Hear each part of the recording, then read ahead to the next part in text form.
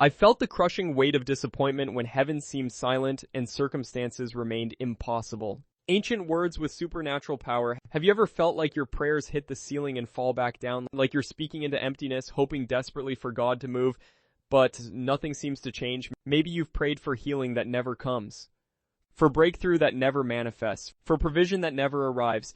Day after day, you pour out your heart to God, yet the situation remains stubbornly unchanged. Your faith feels tested to the breaking point. But here's what I've discovered through years of studying Scripture and experiencing God's faithfulness. The problem isn't that God doesn't hear. The problem isn't that miracles stopped happening after the Bible was written. The problem is often that we don't know how to pray with the authority, faith, and specificity that Scripture demonstrates. The Bible isn't vague about prayer. It gives us clear, powerful examples of prayers that moved heaven, parted seas, raised the dead, and transformed impossible situations overnight.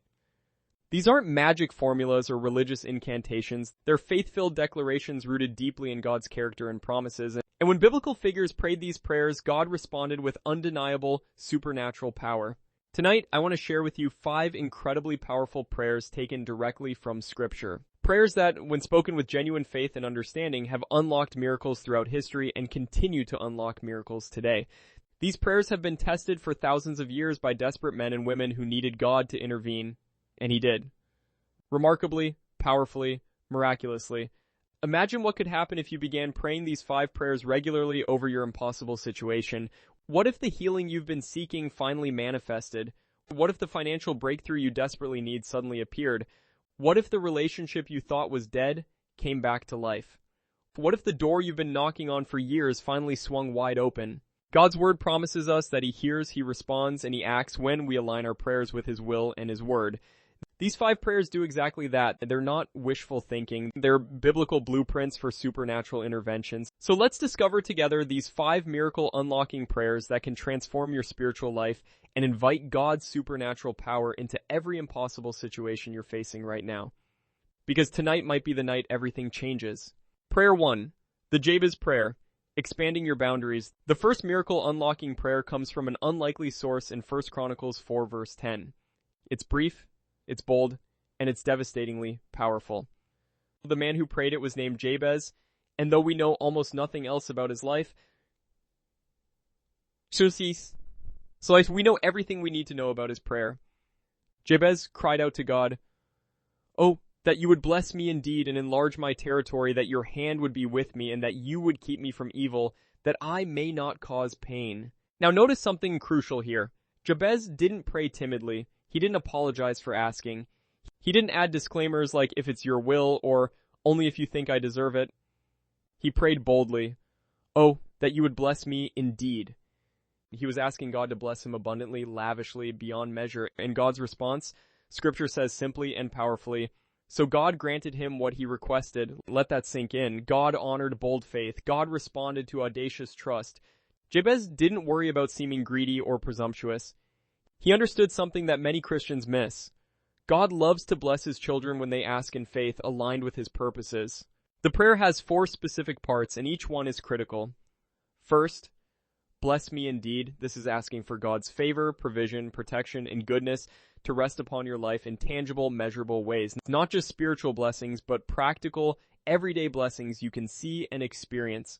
Second, enlarge my territory. This is asking God to expand your influence, your resources, your opportunities, your impact. It's asking Him to stretch you beyond your current limitations and give you more capacity to serve Him and bless others. Third, your hand would be with me. This is asking for God's power, presence, and guidance in everything you do. It's recognizing that without God's hand upon you, even the greatest blessings become burdens you can't carry. Fourth, keep me from evil, that I may not cause pain. This is asking for protection, not just from external attacks, but from internal corruption. It's asking God to guard your heart so that the blessings He gives you don't become tools for harm. Think about Jesus' own words in John 14, verses 13 to 14. Whatever you ask in my name, that I will do, that the Father may be glorified in the Son. If you ask anything in my name, I will do it. Jesus doesn't say maybe or sometimes or if you're good enough. He says, I will do it. Consider Solomon in 1 Kings 3. When God told him to ask for anything, Solomon could have requested personal wealth or power. Instead, he asked for wisdom to lead God's people well. God was so pleased with that request that he gave Solomon not just wisdom, but also riches, honor, and long life beyond measure. Solomon asked boldly for what aligned with God's purposes, and God answered abundantly. Look at the story of Hannah in 1 Samuel 1. She was barren, desperate for a child, mocked by her rival wife. But when she prayed at the temple, she didn't pray a polite, timid prayer. Scripture says she was in bitterness of soul and prayed to the Lord and wept in anguish. She prayed with such intensity that the priest thought she was drunk, and God answered her bold, desperate prayer with the miracle of Samuel. I ask this boldly in Jesus' name. Every morning for the next 30 days, speak this prayer out loud with faith and expectation. God, I ask you boldly, bless me indeed, not just spiritually, but practically. Let your favor rest upon my life in ways I can see and experience. Enlarge my territory, expand my influence, my resources, my opportunities to serve you and impact others. Let your hand be with me in everything I do. Without your power and presence, I can do nothing of lasting value. And protect me from evil, from external attacks and internal corruption. Guard my heart so that the blessings you give me never become tools for harm. This isn't selfish praying when your heart is right. It's kingdom-focused praying. You're asking God to increase your capacity so you can increase His glory.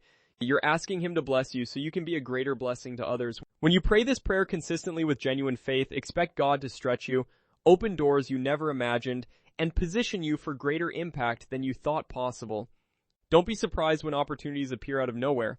Don't be shocked when provision shows up unexpectedly. Don't question when favor opens doors that were previously locked. That's not luck. That's not coincidence. That's God responding to the Jabez prayer. Tonight, pray it, speak it out loud, declare it over your life, your family, your finances, your future. And then watch as God begins answering in ways that leave you absolutely amazed. Prayer 2, the Elijah prayer, calling down heaven's fire. The second miracle unlocking prayer comes from one of the most dramatic confrontations in all of Scripture. In 1 Kings 18, the prophet Elijah stood alone on Mount Carmel facing 450 prophets of Baal. Israel had turned away from the true God, and Elijah needed to prove definitively, undeniably, that the Lord alone was God. The prophets of Baal spent all day calling on their God. They danced, they shouted, they cut themselves until blood flowed. But nothing happened. Heaven was silent. Their God didn't answer. Then Elijah stepped forward. He rebuilt the altar of the Lord that had been torn down. He arranged the wood and the sacrifice. Then, to make the miracle even more impossible, he ordered that 4 large jars of water be poured over everything, not once, not twice, but 3 times until water filled the trench around the altar. Everything was completely drenched. Then Elijah prayed. His prayer was simple, direct, and filled with absolute faith. 1 Kings 18 verses 36 to 37 records his words, Lord God of Abraham, Isaac, and Israel, let it be known this day that you are God in Israel, and I am your servant, and that I have done all these things at your word. Hear me, O Lord, hear me, that this people may know that you are the Lord God, and that you have turned their hearts back to you again. Immediately, not gradually, not eventually, but immediately, fire fell from heaven. It consumed the sacrifice, the wood, the stones, the dust, and even the water in the trench. It was an undeniable, unmistakable, supernatural miracle that left absolutely no room for doubt or alternative explanations. The people fell on their faces and cried out, "The Lord, He is God! The Lord, He is God!" In one moment, through one prayer, an entire nation's heart turned back to God. What made Elijah's prayer so devastatingly powerful? 3 critical elements. First, absolute confidence in God's character. Elijah didn't doubt, he didn't waver, he didn't hedge his prayer with maybe or if you're willing. He boldly called on the God he knew would answer because he knew God's character, God's promises, and God's power. Second, focus on God's glory, not personal benefit. Notice Elijah didn't pray for his own reputation or vindication. He prayed that this people may know that you are the Lord God. His entire motivation was God's glory and the people's spiritual restoration. Third, alignment with God's revealed will. Elijah wasn't praying for something random. He was praying for something God had already promised, that he would turn the hearts of his people back to him. Elijah's prayer aligned with God's known desire. James 5 verses 16 to 18 later reflects on Elijah's prayer life with these profound words.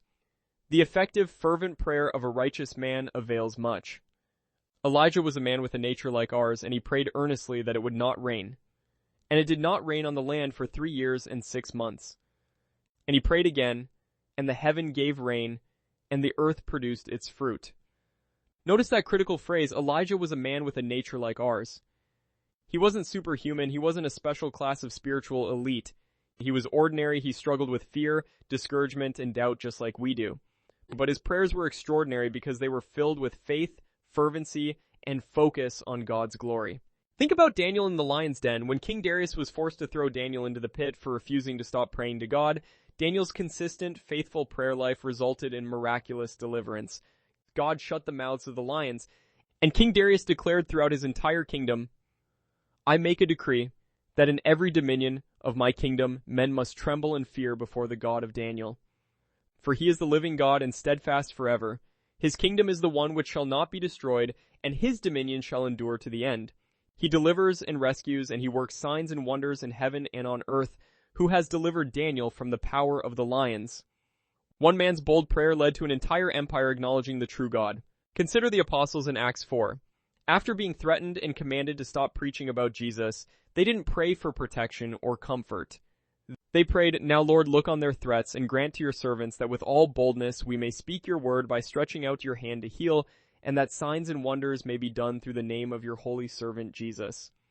They prayed for God's power to be displayed, and Acts 4 verse 31 records, And when they had prayed, the place where they were assembled together was shaken, and they were all filled with the Holy Spirit, and they spoke the word of God with boldness. How do you pray the Elijah prayer over your impossible situation? When facing circumstances that seem utterly hopeless, when you need God to move in undeniable supernatural ways, pray this. God of Abraham, Isaac, and Jacob, the God who parted seas, shut lions' mouths, and raised the dead, I call upon you now. I ask you to manifest your power in this impossible situation, not for my glory, but for yours. Let everyone around me see that you alone are God. Demonstrate your power so clearly that no one can doubt, no one can deny, and no one can explain it away. Show your glory in this situation so that hearts turn back to you, so that faith is strengthened, so that your name is honored. I'm not asking for comfort or convenience. I'm asking for a miracle that glorifies you and transforms lives in Jesus' mighty name. This is mighty. This prayer is particularly powerful when you're facing situations that seem medically impossible, financially hopeless, or relationally dead. When you need God to do what only God can do. When you need heaven to invade earth with undeniable supernatural power. But here's the key. You must pray this prayer with the same confidence Elijah had. Not arrogant presumption, but humble confidence in God's character and power. You must be willing to wait for God's timing. And you must be fully committed to giving God all the glory when he answers. Tonight, identify your most impossible situation, the one that keeps you awake at night, the one that seems beyond hope. Pray the Elijah prayer over it with bold faith. Ask God to manifest his power in a way that leaves no doubt he is the one who moved. Then step back, keep believing, and watch as heaven responds to your faith-filled prayer. God may not always answer the way we want, but he always hears, he always cares, and he always responds according to his perfect wisdom and love.